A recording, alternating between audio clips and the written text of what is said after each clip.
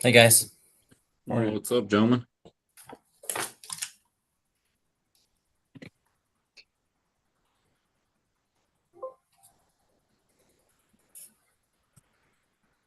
Chris, can you hear me okay? Loud and clear, my friend.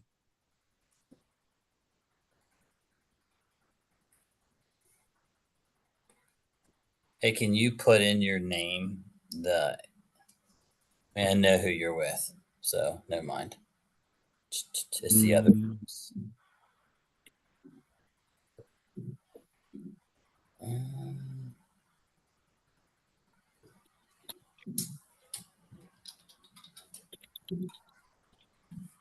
There we go. Trying to set a good example. No, I did it the opposite way. It's all good. No one's in there. Just remember, we're live streaming.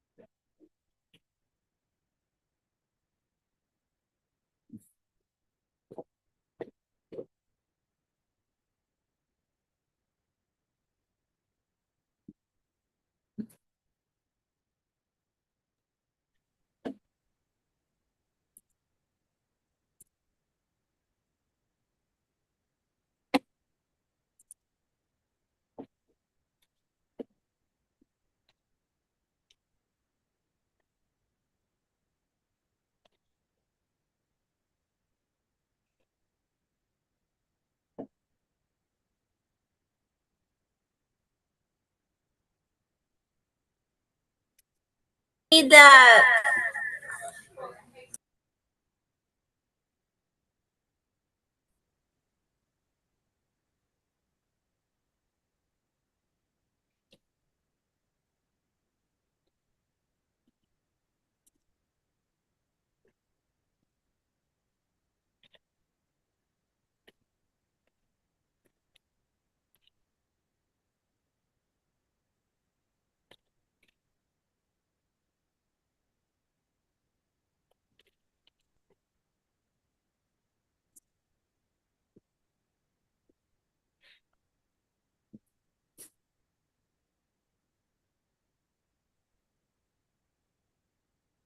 Can anyone hear me?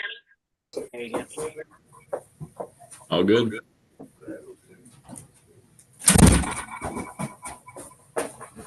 Now, without an echo, maybe? Okay. Can you hear me? I can hear you. It's a little echoey.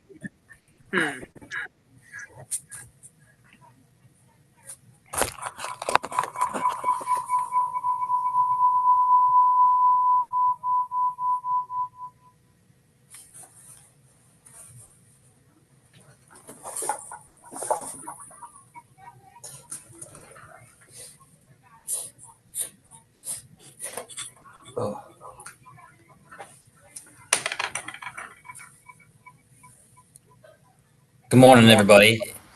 If you could change your name so that it includes the organization that you represent, that would be great for me when I look at quorum. Thank you. For those of us who are challenged, how would we do that? You hover over your name. So you go to participants, you hover over, it should say more. There's a drop down, and one of the options is to rename. Lisa had a bad echo, and I thought it was her, but it's all of us. Is anybody else experiencing that? Yes. I just wonder if it's worth logging off and back on. I don't know that that will work. Come on, Mayor. I just figured out how to change my name. You're ahead of me. I have a clerk that knows how to do that. Thanks, Chris, by the way. So I'm watching the participants feed, and it looks like Mayor Adams' mic is the one that's jumping up and down, actually. Okay, then let me. Now I can't hear you. How about now? Still echoey. I did not see that jumping until you said that, but then I did. Let me ask Melinda. This is her laptop. Maybe she knows how to work it.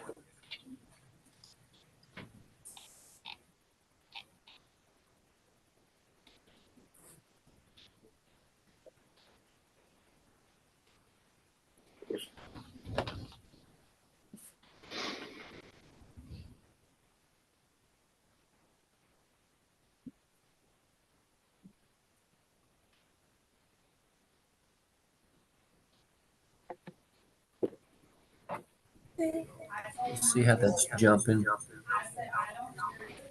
I don't know how to fix it. Every time we talk, it's us, and I don't know how to fix it. I'm gonna log off and back.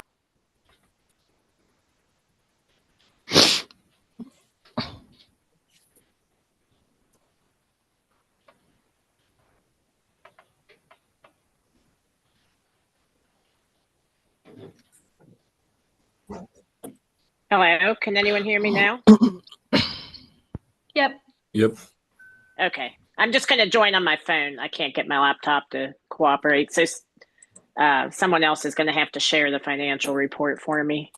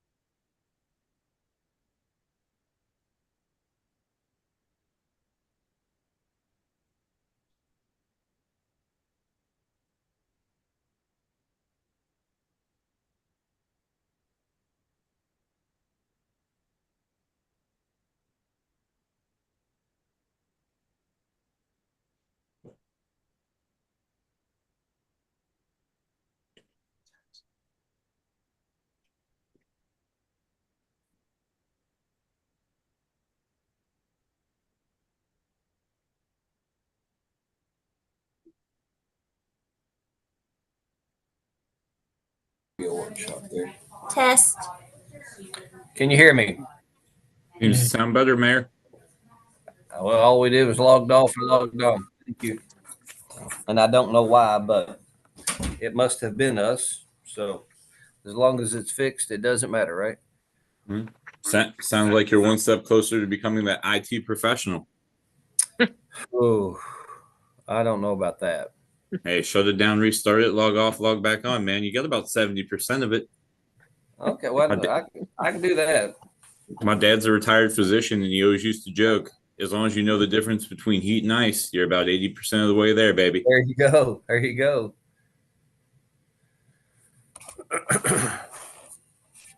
I know it's Friday, and I'm sure glad.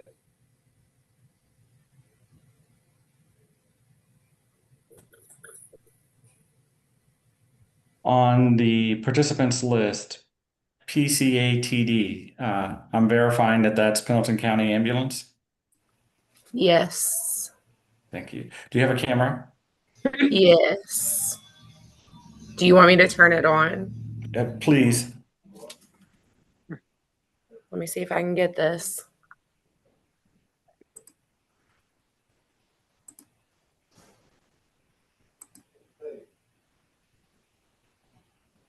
There you go. Thank you.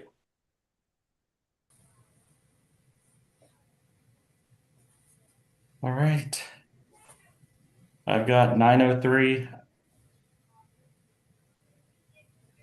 I'll go ahead and call the meeting to order.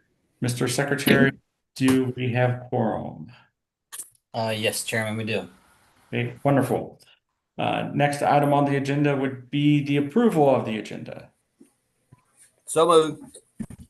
Mayor Second. Adams, Mr. Corba, any discussion or changes? Hearing none, all in favor, please say aye. Aye. Aye. Any opposed? Right. Next item is the approval of the minutes. I'll make a motion to approve the minute. Mr. Corba, I'll second. I'll give that one to Paul. Yep. Okay. If there are no changes or any questions, all in favor, please say aye. Aye. Aye. All right. That's approved. Next is the financial report. Okay. Brooke, are you able to share that for me? Or, Yes, but I don't think I have it.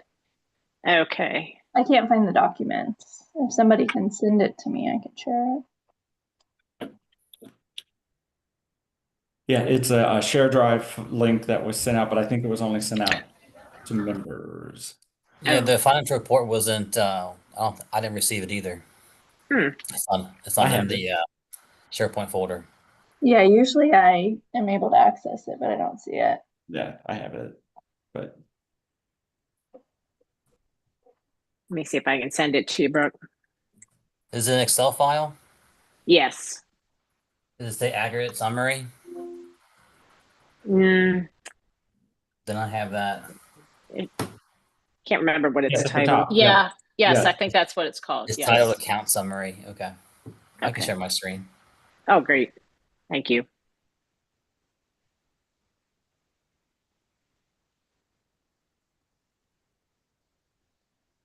Seems like they always move this thing every time. Host, can you allow me to share my screen?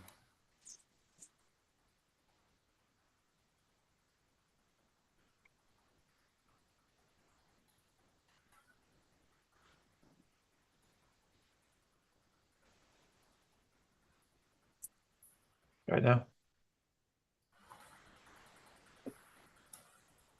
You should be able to now. Thank you.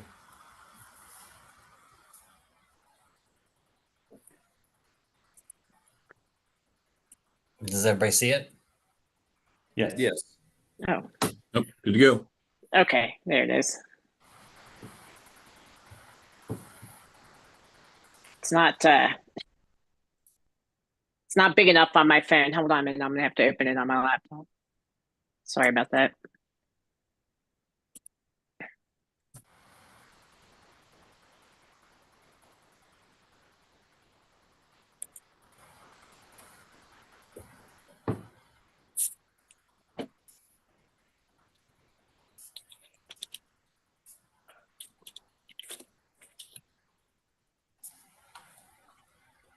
Okay, so if you look at this is a report for all of the year that we just ended, so July of 24 through June of 2025. And if you look at the blue bar about the middle of the page, you'll see the attachment point for the year. That was the maximum claims that you were responsible for under your stop loss contract. Ended up being about $6.1 million. And you paid out about $3.2 million in in-network medical claims, about $1.3 million in out-of-network medical claims, about $925,000 in pharmacy claims. Your fixed costs were right at about $1 million, and your total plan costs then before any reimbursements from stop loss were about $6.5 million. And you received so far $455,000 roughly in specific reimbursements, and you're due another $26,500. So after you receive all the reimbursements, the plan will have paid out about just a little bit shy of $6 million, and you collected premiums of $6.1 million. So you finished the year to the good. about 162,000. And that was actually, if you look at the green bar on the left, about 80% of your attachment point, okay, which is your maximum claims.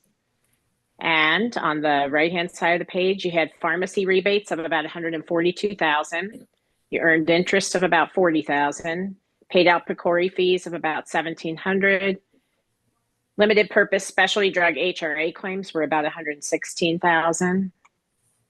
So when you add in the prior year reserves of 1.85 million, the final reserve as of the end of the last fiscal year was about $2,078,000. Any questions? Yeah, Lisa, I've got one question, and this might go more to Craig. But they go, what's our interest rate for the Heritage account? I believe it's roughly 2.5. 2.5. Is that the same? Do they have the same, or do we have the same collateralization restraints that we do at the ad, where they give us a lower interest rate? Probably, because we do have to be collateralized. Now we do have the CD at Fifth Third that is currently doing 3.5, but that's only a quarter mil. Okay, I was like, I know we have a similar issue at the ad. I just wanted to. It's a question I field about every 90 days at the ad. So it's like, I've never asked that question here. I'll just confirm it. So no, all good.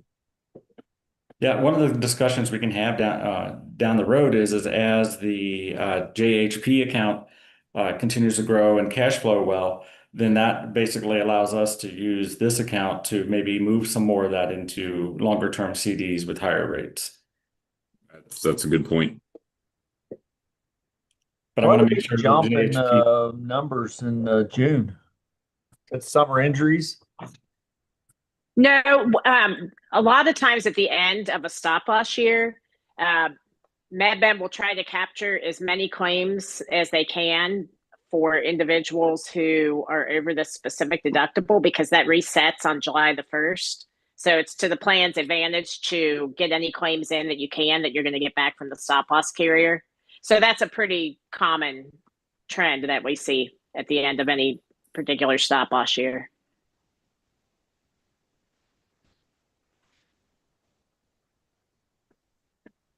Any other questions regarding the financial report? Yes, sir. All right. Hearing none, we'll go to our agenda items. First up is the MedBen year-end plan review.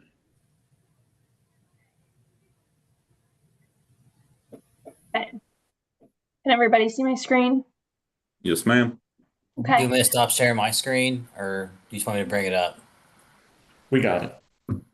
Oh, I think you should be able to see it.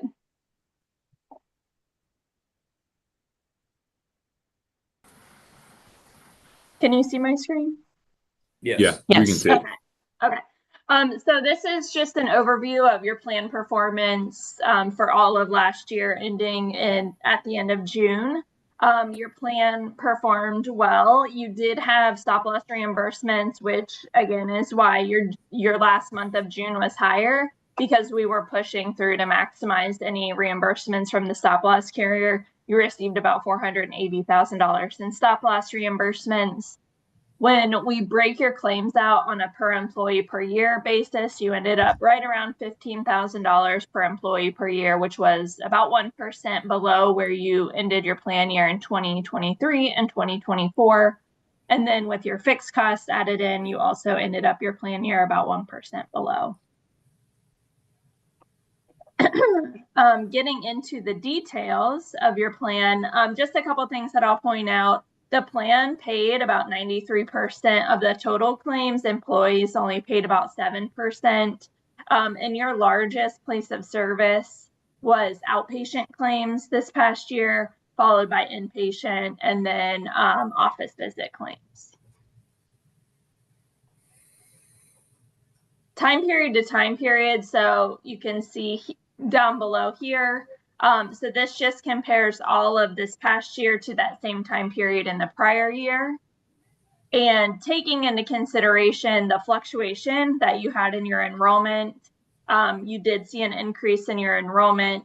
So on a per member per month basis, you ended up taking into consideration your reimbursements about 2% below where you did in the 23-24 plan year.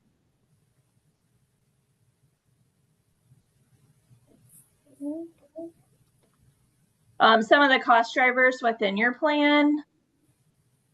If you look at the graphs here, so this blue box is this year. The red box is the prior 12-month time period. And then the gray is our block of business that we're comparing you to, and that's our municipality and public benchmark. So pharmacy claims are right in line. Inpatient claims are up. You did have more admissions and more inpatient days this year than you did the prior year.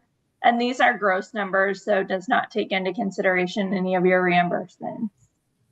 Outpatient claims dropped and office visits dropped. You did see, though, an increase in office visit utilization. A lot of that utilization was coming from routine visits and preventive visits, so that's a good thing. Any questions? Ma'am? Just a couple things to point out on this page. With an increase in enrollment or the number of people on your plan, you typically also see an increase in utilization. And you did. The number of people that had a claim, 727, and we processed almost 11,000 claims this year. This is just medical claims. This does not include any pharmacy, but you also did see an increase in pharmacy utilization, which I'll get to. And then your average claim cost was about $417. Our benchmark's about $422. Nice.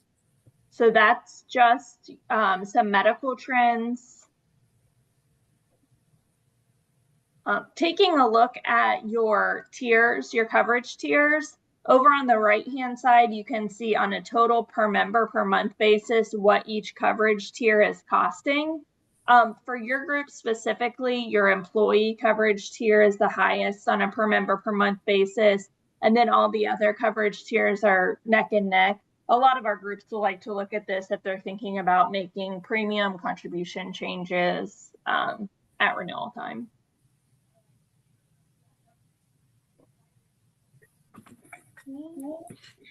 And then taking a look at your top hospital providers, St. Elizabeth continues to be your most utilized provider,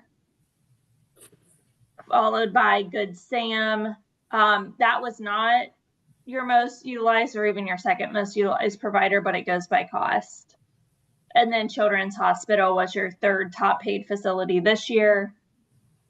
Total claims, facility claims right around $2.4 million,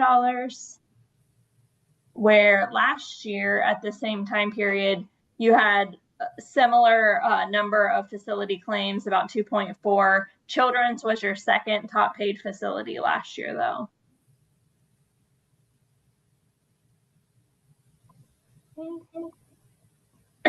And then your admissions, you had 27 total admissions. You can see down below, 3 of them were medical, 7 surgical. The majority of them were maternity, which is common for your group.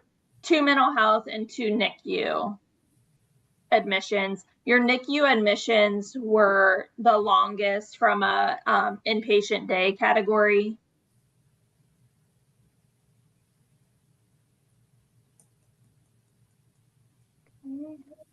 And then outpatient imaging, you had 175 different scans.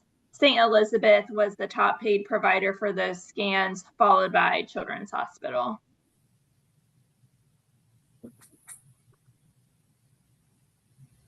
And then emergency room, you did have a reduction in ER visits this year. You had 1 member that went to the emergency room 8 times.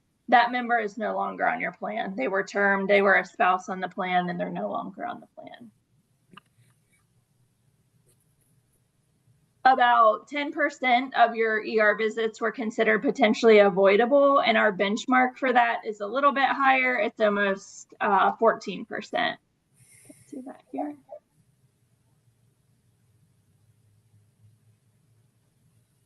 The majority of your ER visits, why members were seen in the emergency room, you had a lot of GI disorders as well as cardiac and then trauma and accidents.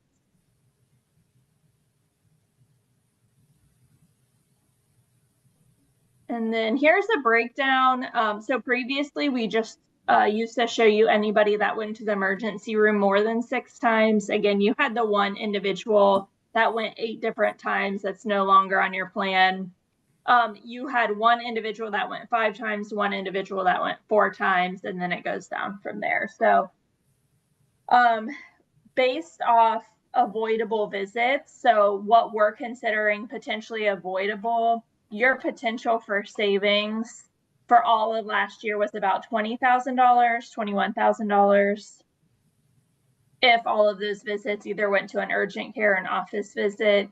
And the prior time period, so the year prior, your potential for savings was about $41,000. So a reduction there, and you had a reduction in overall ER visits. Nice.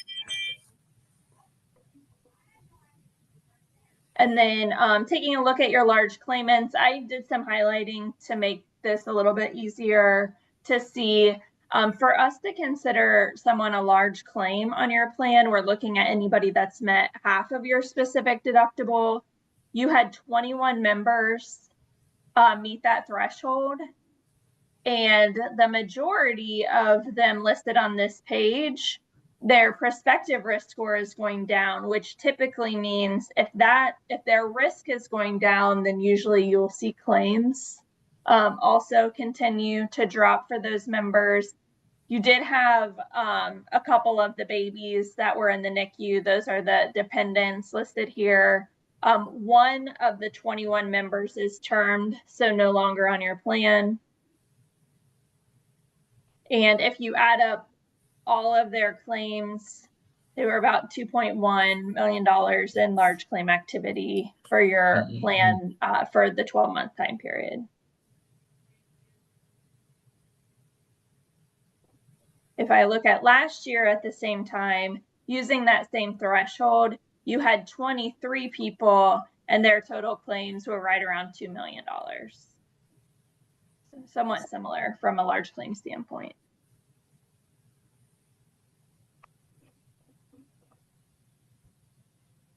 All right.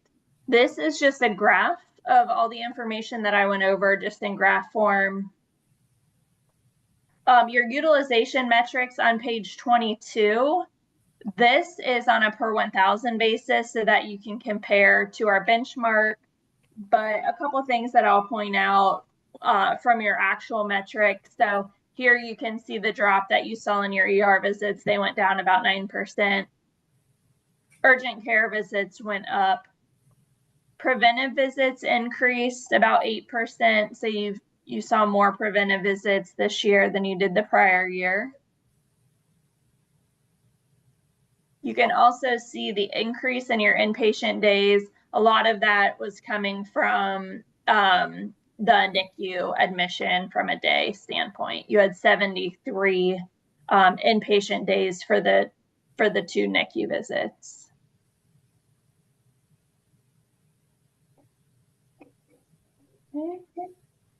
And then taking a look at your chronic conditions. So you do have a member with end-stage renal disease on your plan. Their cost for this past year was about $324,000 for end-stage renal. That includes any diagnosis that that member has, as well as chronic kidney disease, and then congestive heart failure, AFib, and then inflammatory bowel disease. Those are your top 5.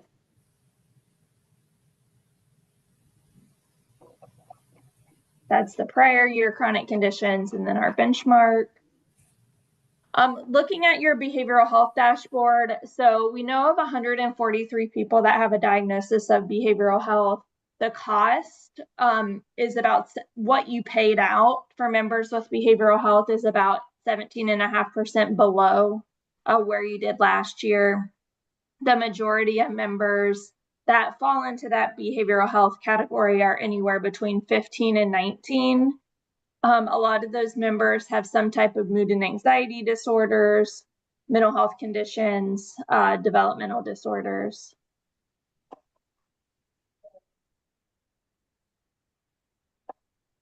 The majority of people are seeking treatment from an office visit or an outpatient hospital standpoint. You did have a few admissions based on behavioral health diagnosis and a couple ER visits.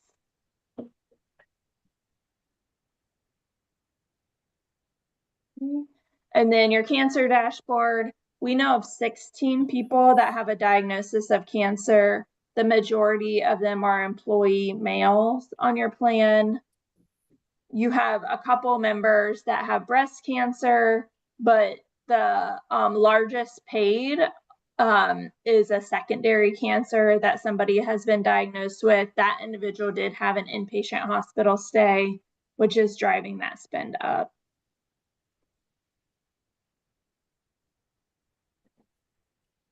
And a lot of members are seeking treatment from St. Elizabeth. And then your diet. Sorry, what's an example of a secondary cancer? I can pull it up. Typically it's like if somebody has some type of like skin condition, you know, like a skin cancer, and then it's developed into something else, or they have a cancer and it started somewhere and it's gone to a different part of their body. Okay, thank you.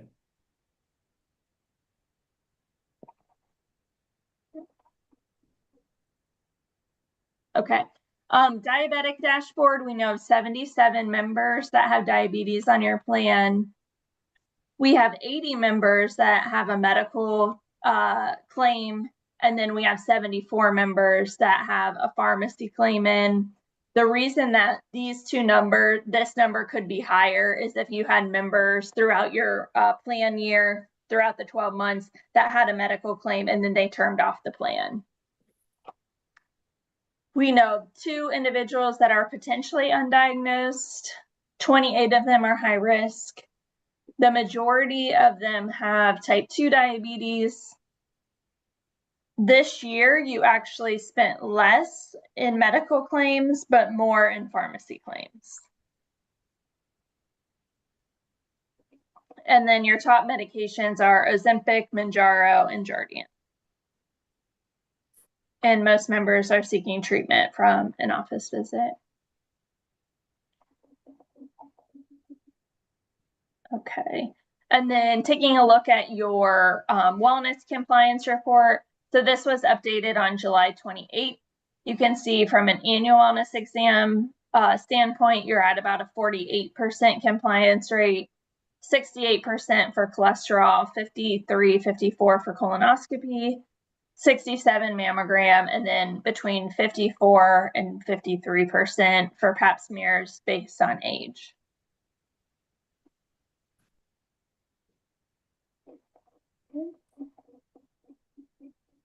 And then just briefly touching on some pharmacy claims.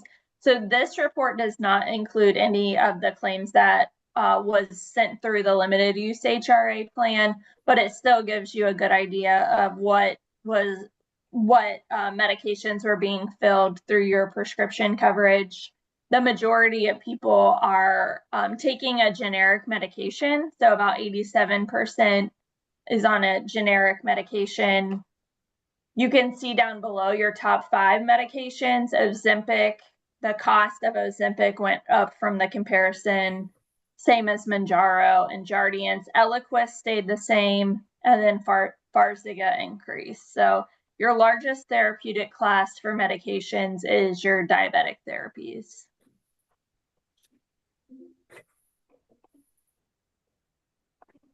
I want to jump. Here you can see the increase in utilization from the pharmacy standpoint. So we looked at this on the medical side. So this is just your pharmacy trends. More members had a claim and more scripts were filled. But here, yes. Okay, so on this page, you can see your top 20 medications. You can also see where it was ranked in the prior year and the increase that you saw time period over time period. So Manjaro did jump. You have 16 members that are on Manjaro, 82 scripts. Ozempic went up, but not as much as Manjaro. You have 24 members on Manjaro, and you have 11 members on Jardiance.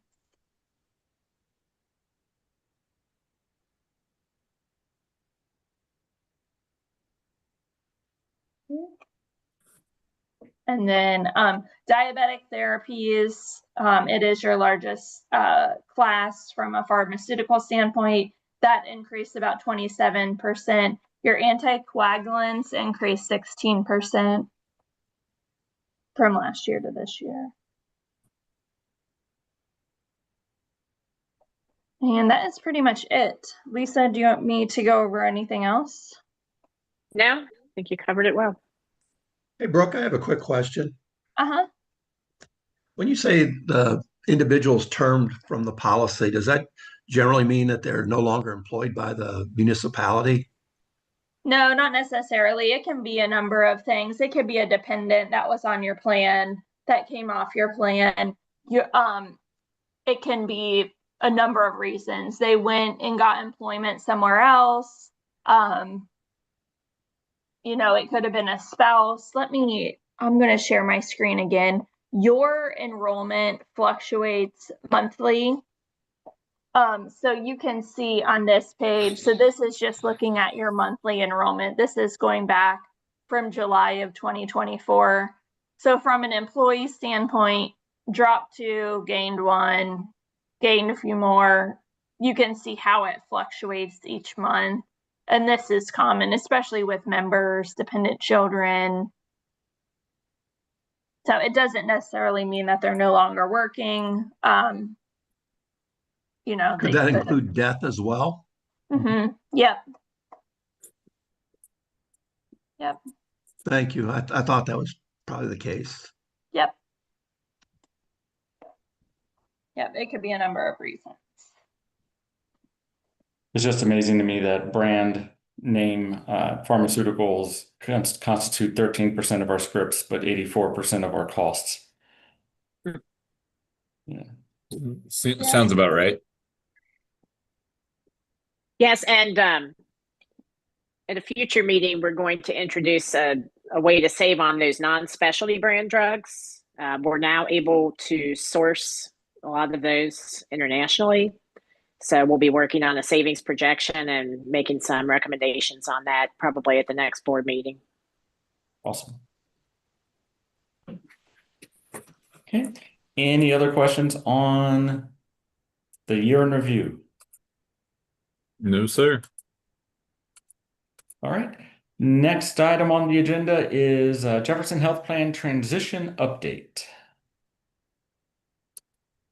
Okay. Can you hear me? Yes. Okay. So I believe everything is going pretty smoothly. I checked with JHP and there was just one group that they were working with to get payment. She's checking on it right now. And then, so as far as I know, everything's been good. If any of the groups are having problems, please let us know.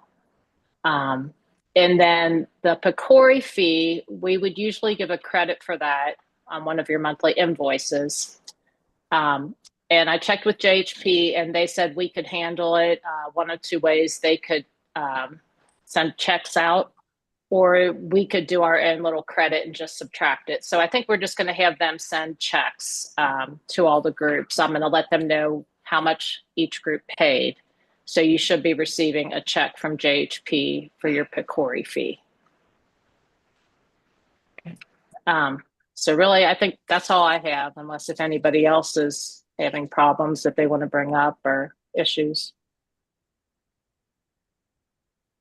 No, just because I don't do the transfers from the city accounts to JHP, it's like health insurance has now just disappeared from my world for the most part, and especially since the check runs are now going to be coming out of JHP.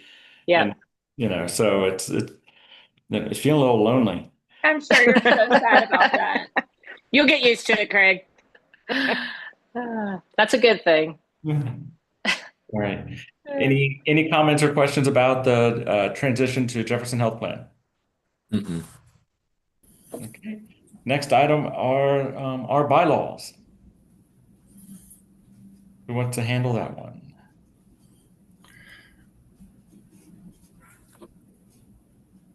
Okay, I think Avery was bird dogging that one.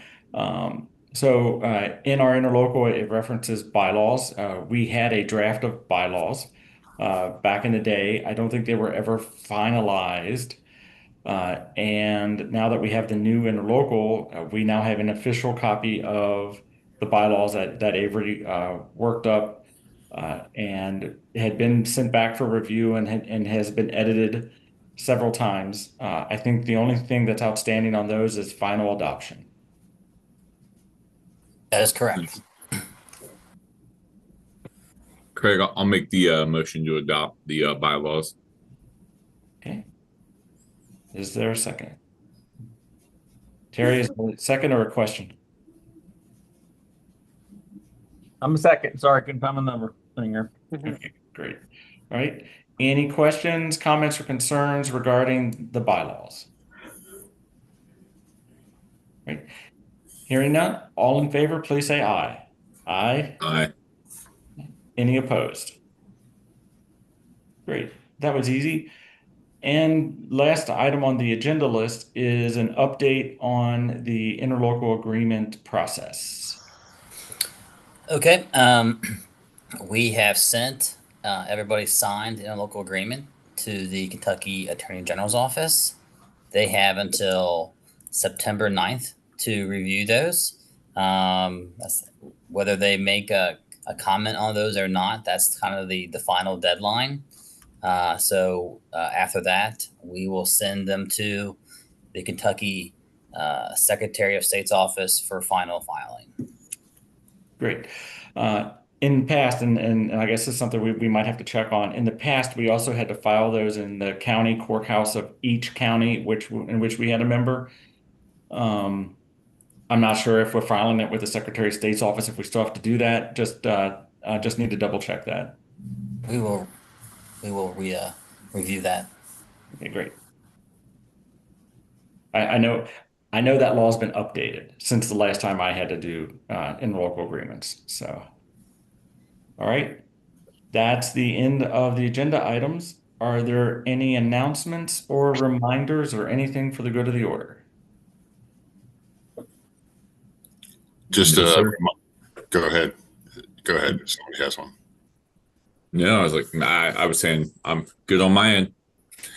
This is just your shameless plug for the 12th Annual Healthcare Innovation Conference on September the 17th through the 19th. As a reminder, if you haven't signed up, there's no cost to attend. There are social events. The social event this year is Reds game versus the Cubs on Thursday, the 18th. We had the machine room rented, so never been there, so that should be interesting. So if you have not signed up, you don't have to come both days. If you want to just come one of those days, that's fine. But there's no cost, and feel free to invite someone from your organization as well. Yeah. Chris Courtney and Craig and I went last year. The sessions were fantastic, really gave a great kind of behind the peak, more in-depth look. They had a pharmacist that really spoke about these diabetic medications that really expanded my understanding, given our role in the board and for our organizations. I thought it was really impactful. And the Reds game wasn't too shabby either. Thank you, Chris. Your $5 will be in the mail. I appreciate that. I got a concert to go to tonight, so every little bit helps. All right. Anything else? All right. If not, I'll entertain a motion to adjourn. I'll make a motion to adjourn, Craig. I saw Tony do a second. All right. All in favor, please say aye. Aye. All right. See you on October 17th. if you're not at the conference. Everybody have a good weekend. We'll see you All at the right. Hey, conference. guys. Thanks, everyone. Thank you. Bye-bye. Bye-bye.